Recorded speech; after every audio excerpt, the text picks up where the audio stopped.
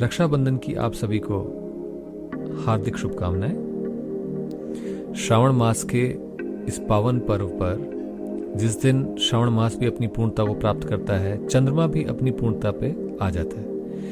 इसीलिए ये श्रावण मास की पूर्णिमा है और इसी दिन रक्षाबंधन का त्योहार मनाया जाता है। अब आप समझ ही सकते हैं, जहां शिव होंगे वहां शक्ति तो होंगी ही होंगी, और अगर शक्ति होंगी तो आप समझ सकते हैं कि उनका स्वरूप स्त्री है, जो विश्व वासना की मूर्ति है। जो कुछ भी हम चाहते हैं, जो कुछ भी हमने जीवन में पाया, जो कुछ हम पाना चाहते हैं, सभी कुछ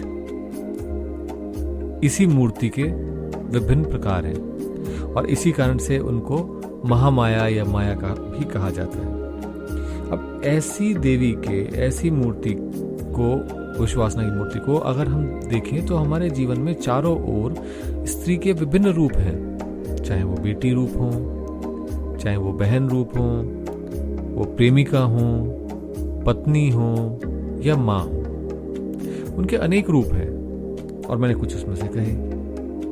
तो इस अवस्था से, इस अवसर से, श्रावण मास से देवी के उन रूपों का पूजन प्रारंभ होता है। अब उसमें देखिए आप, करवा चौथ तो ऐसा है जो सभी आजकल जानते हैं और काफी पॉपुलर भी है, जिसमें पूरे दिन व्रत रखा जाता है। पत्नियां अपनी पति की दीर्घायु के लिए व्रत रखती हैं। ऐसे ही बहनों का जो पर्व है वो रक्षाबंधन है। ऐसा कोई जरूरी नहीं है कि सिर्फ बहनों के लिए ही है, लेकिन उसको धीरे धीरे समय में मान्यता मिलती गई और वो बहनों का पर्व बन गया।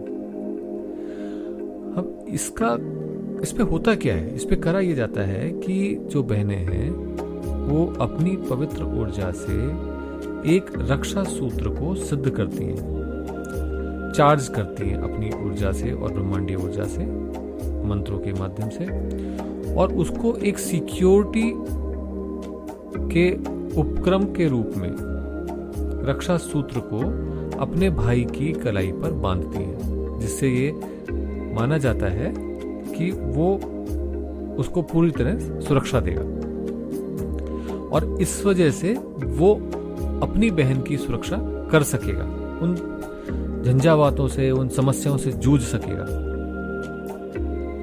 और इसीलिए ये रक्षाबंधन का पर्व मनाया जाता है। अब इसमें आप देखें तो स्पष्ट होगा कि इस दिन एक खास अवस्था और होती है। वो ये है कि एंटायर यूनिवर्स, यानी कि यूनिवर्सल ऊर्जा जो है वो भी सपोर्ट करती है एक रक्षा कवच के निर्माण में। तो यानी कि भगवान की जो कंस्ट्रक्टिव एनर्जी है, such God's constructive energy and protective energy is available to us on this day. It's a universal support that we get. तो बेसिकली क्या है कि इस दिन वो ब्रह्मांडीय ऊर्जा हमें मदद करती है उस प्रकार का सुरक्षा कवच या रक्षा सूत्र बनाने में, और फिर वो जिसके साथ भी रहेगा रक्षा सूत्र उसकी रक्षा करेगा। ऐसे में ये भी जानना बड़ा आनंददायक होगा कि किस प्रकार से पास्ट में रक्षा सूत्र का उपयोग हुआ, उससे रक्षा की प्राप्ति हुई। अब एक कहानी आती है असुरों और सुरों की, यानी राक्षसों की और देवताओं की युद्ध की, जिसमें इंद्र और बाली का युद्ध हो रहा था। उस टाइम पर बृहस्पति जी के बताए अनुसार, क्योंकि इंद्र और बाली के युद्ध में बाली भी अत्यंत सक्षम थे तो इंद्र जीत नहीं पा रहे थे, तो बृहस्पति देव ने उसके लिए एक उपाय सुझाया और वो रक्षा सूत्र देवेंद्र के हाथ में बांधा गया और वो विजयी हुए। अब इसके लिए दो चीजें बहुत महत्वपूर्ण थी। एक तो वो पर्टिकुलर टाइम मोमेंट जिस समय वो यूनिवर्सल ऊर्जा उपलब्ध हो जाती है, और दूसरा वो रक्षा सूत्र, उसको सिद्ध करके किस प्रकार से यूज किया जाता है। यहां तक भी है कि उसके सूत्र के लपेटे, यानी धागे के लपेटे, इस बात को बताते हैं कि वो उस पर कितना अनुष्ठान किया गया है, कितना सिद्ध कर दिया गया उसे। अब ऐसा ही दूसरा कथानक आपने सुना ही होगा, टीवी पे भी सीरियल देखे हैं महाभारत के, तो द्रौपदी का चरित्र आप जानते ही हैं। अत्यंत उज्जवल सती द्रौपदी, जब इंद्रप्रस्थ में सम्राटाभिषेक हो रहा था तो श्री कृष्ण ने अपने सुदर्शन चक्र से शिशुपाल का वध किया और उनकी उंगली पर रक्त लग गया। द्रौपदी ने अपने वस्त्रों को साड़ी में से थोड़ा सा कपड़ा फाड़कर उनकी उंगली पर बांध दिया। अब यही था वो रक्षा कवच जिसने वास्तव में जिस समय द्रौपदी के साथ अभद्र व्यवहार किया गया तो उनकी रक्षा करी, उनके कपड़ों को, उनकी साड़ियों को, उनके वस्त्र को इतना बढ़ा दिया कि उसे कोई हरण कर ही नहीं सका। एक और कहानी देखते हैं। एक बार जब वामन अवतार हुआ तो बाली से वामन देव ने 3 पग भूमि दान में मांगी और वो 3 पग भूमि उन्होंने दे भी दी। लेकिन उसके बाद जब उन्हें समझ में आया कि तो भगवान विष्णु हैं तो वो उनके चरणों में पड़ गए, उनकी भक्ति में पड़ गए और उन्होंने कहा कि आप मेरे द्वारपाल बन के रहें, आप मेरे साथ ही रहें ताकि मैं आपको देखता रहूं और आपकी भक्ति में लीन रहूं। अब अगर ऐसा होगा तो वैकुंठ की व्यवस्था किस प्रकार चलेगी, कैसे सारे संसार का संतुलन, सस्टेनेबिलिटी मेंटेन्ड होगी। तो इसलिए लक्ष्मी जी उनके पास यानी वामन राजा बलि के पास में एक स्त्री का वेश धारण करके गईं और उनके हाथ पे रक्षा का सूत्र बांधा और उस सूत्र को बांध करके उसके उपलक्ष्य में, उस बांधने के उस कर्तव्य के उपलक्ष्य में उन्होंने प्राप्त किया उस द्वारपाल को, वामन अवतार को, और उसके बाद उन्हें वापस वैकुंठ में विष्णु रूप में स्थापित कर लिया, वो उनके साथ चले गए। अब ये है इस सूत्र की ताकत।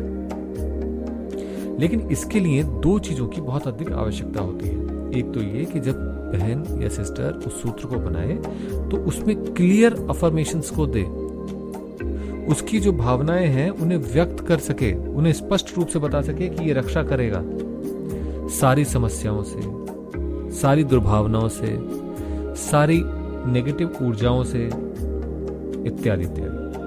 और ऐसे ही जब वो बांधती है तो उसका जो भाई है, भ्राता है, वो भी इसको पूरी तरह रिसेप्टिव होकर के धारण करे। अब आपको पता है कि श्रावण मास में जो बेसिक चीज हमने चर्चा करी थी अपनी पिछली वीडियोस में, वो यही थी कि श्रावण मास के अंदर हमारी रिसेप्टिविटी बहुत बढ़ जाती है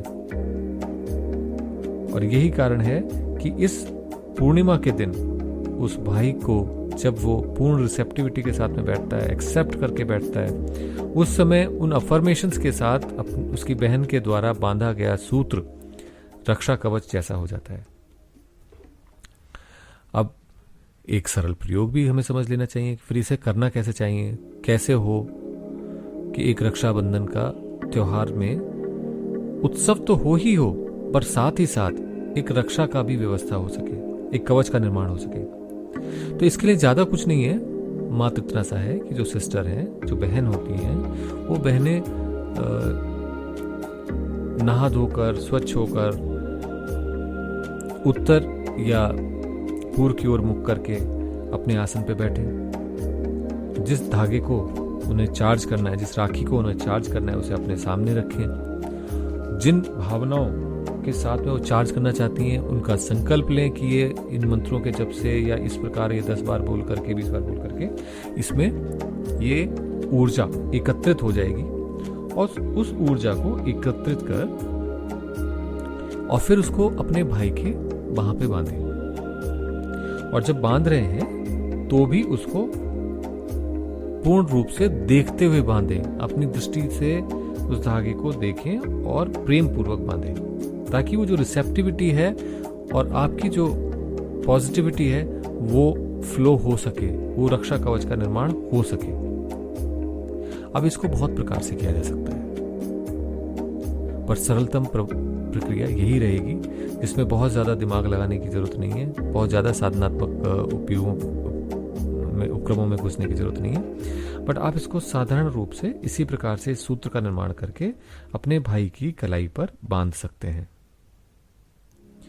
अगर आप देखें तो जब हम पूजन पाठ कराते हैं या हवन होते हैं तो पंडित जी जो पूजन कराने आते हैं, कर्मकांडी जो कर्म कराने आते हैं, वो भी स्वस्ति वाचन बोलते हैं और हाथ में कलावा बांध देते हैं।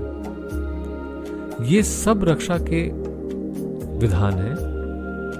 और हमें रक्षा क्यों चाहिए? रक्षा इसलिए चाहिए क्योंकि हम निर्बाध रूप से उस आध्यात्मिक पथ पर, उस आदिदैविक पथ पर, उस आदि भौतिक पथ पर पूर्ण रूप से सक्रिय होकर गतिशील हो सके। इसलिए रक्षाबंधन की अत्यधिक महत्ता है। उस महिमा को सिर्फ राखी एक्सचेंज या मिठाई खिलाना या गिफ्ट देना के रूप में ना मनाएं, उसको उसकी पूर्ण गरिमा के साथ सेलिब्रेट करें। आप सभी को मेरा नमन और आप में स्थित उस शिवत्व को मेरा प्रणाम। नमस्कार।